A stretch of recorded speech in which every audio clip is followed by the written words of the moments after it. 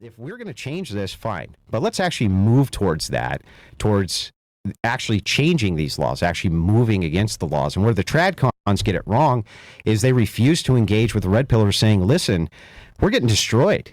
Men are just getting destroyed out here. They're getting wrecked everywhere, right? And you hear their stories over and over again. And I see these guys in the Daily Wire, they're like, well, you could get lucky. You might get lucky. One of these days. I got lucky. Look at me. I got lucky. Yeah. Look at him. He got lucky too. Yeah. Right? Well, that's stupid advice. I like Andrew Wilson. He's entertaining, funny, makes good points, and he's added a lot to the debate space. But something about him has always rubbed me the wrong way. Maybe it's his Christian ethics. Maybe it's the urge to force those values onto everyone else. Maybe it's his rejection of capitalism as the best system we have for human flourishing. Whatever it is, this debate finally made it clear why I don't respect him. All I'm saying is that I think it's a logical entailment to say, I'm going to prescribe that you go sleep with, let's just say it's 20, right? It doesn't even have to be 50, Okay. 15, 10, 5. It doesn't matter. You and I both know the types of women those guys are going to be sleeping with are going to be easy women, and they're going to be low-value women. They're basically going to be hoes. So if that's the case, that the hoes are who they're going to be sleeping with, then we have now entailed that hoes have to have value, or else you couldn't sleep with them. Who the fuck cares? Seriously, you just watched the clip? I just watched the clip. What's actually being said here? Myron frames highly promiscuous women as instrumental to male development. He explicitly separates sexual utility from relationship material. That's it. Basic pragmatism. These women function as training wheels, experience so men can later evaluate an actual mate. That doesn't mean men care about them. It doesn't mean they take them seriously. Now, look at Andrew's response. So if that's the case, that the hoes are who they're going to be sleeping with, then we have now entailed that hoes have to have value, or else you couldn't sleep with them. On the surface, this is a complete non-statement. It's obvious, trivial, but Andrew treats it like a bombshell, like he just exposed something profound. And that reaction isn't for no reason. I mean, I think all women have inherent value, though, even hoes. Yeah, that's what I'm saying, though. You're saying they're valuable. Because like all females have some type of value because they're women. But as far as like attributing that value to yourself and taking her serious, I think that's a different thing. So you got to figure out which ones are, worth a relationship and which ones aren't. And I think the way to do that is through obviously Now, experiencing from them. our view, from the Christian ethicist view, Sure. they have no value. They only have human value. Okay. But they do not have, I would consider them at the lowest end of the, if they're not virgins, like what of the value constitutes- hierarchy. Women who are very promiscuous and they Okay. see sex as a tool or as a utility or as a manipulation device or things like this. Instantly, the Christian ethicist is going to look at this and say, this is completely sinful, needs to stop, you're totally valueless, Yeah, fair. right? Your humanity is still very valuable. You Of as course. a person still very valuable. Your salvation is really important to us. Yeah. But this type of sinful behavior from our perspective is completely degrading to society. Value means something very specific to Andrew, not descriptively, morally. In his worldview, value is intrinsic, sacred, even divine. That's why he's so resistant to conceding it. But most people don't operate this way. Myron doesn't. He's talking in terms of utility. Andrew is talking in terms of virtue. They aren't even arguing in the same category. Most men don't care about virtue as an abstraction. They care about what virtue used to produce. Virtue used to get you a girlfriend, a family, a career, stability. As the instrumental payoff of virtue collapsed, people stopped buying into it. Andrew is defending value for its own sake. But everyone else just wants a better life.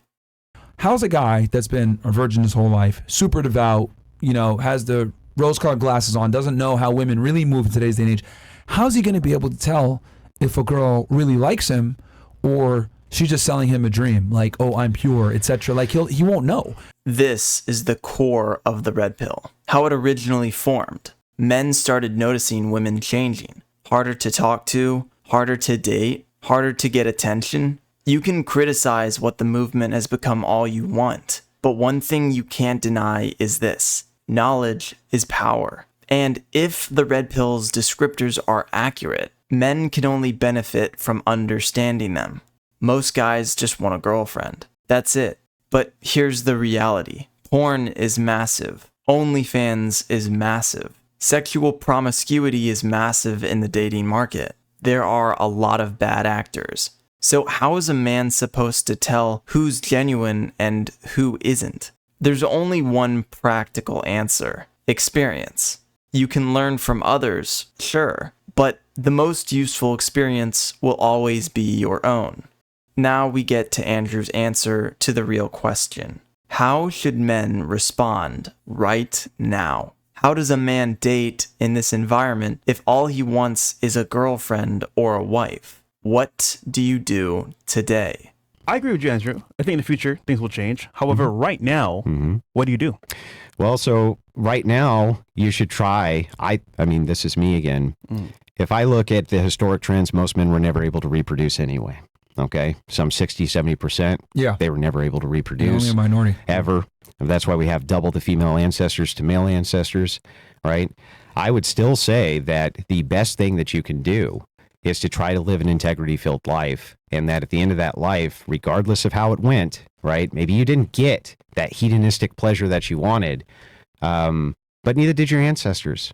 They didn't get that either. This is Andrew's answer. If I look at the historic trends, most men were never able to reproduce anyway. I would still say that the best thing that you can do is to try to live an integrity-filled life, right? Maybe you didn't get that hedonistic pleasure that you wanted, but neither did your ancestors.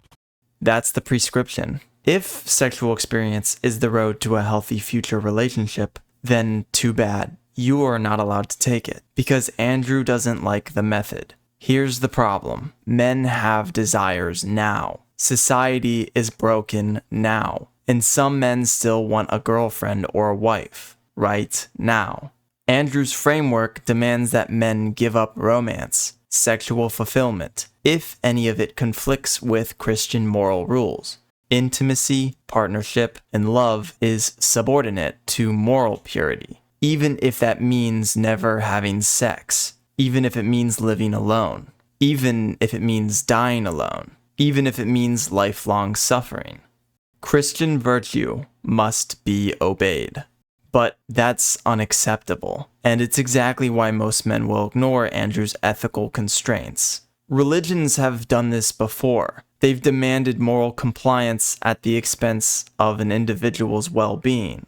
Definitely, some men will accept it. They'll say a moral life is better than a fulfilling one. They'll embrace celibacy and call it virtue. But some men won't. They won't be told to shut up, sit down, and be a good boy. They'll do what it takes to maximize their well-being, even if it violates Christian ethics. Because some people want wealth. Some people want sexual satisfaction. Some people want autonomy and health. And they don't care what moral framework stands in the way. At the end of the day, this is about consequences, not moral absolutes. Neither path is inherently right or wrong. It just depends on what outcomes you want. So, ask yourself, what do you want? And what are you willing to sacrifice to get it? If these paths really are becoming mutually exclusive, which one do you choose? A virtuous life at the cost of celibacy, isolation, and sexual denial? Or a life of sexual fulfillment, financial freedom, autonomy, at the cost of virtue?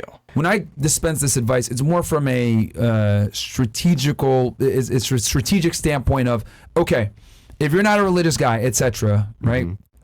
Most women are not religious, right? They're just not, unfortunately. Most people are secular in today's day and age. So I look at it like, okay, Even the religious, even the religious are more secular. Yeah, there you go, exactly. So like, so my thing, I look at it like, okay, though religion is great, and I think it's a great framework for people to operate in, unfortunately, we don't have those like training wheels anymore. So I think like for guys to really like move in this new sexual marketplace where, like you said before, these girls a lot of the times are 304s.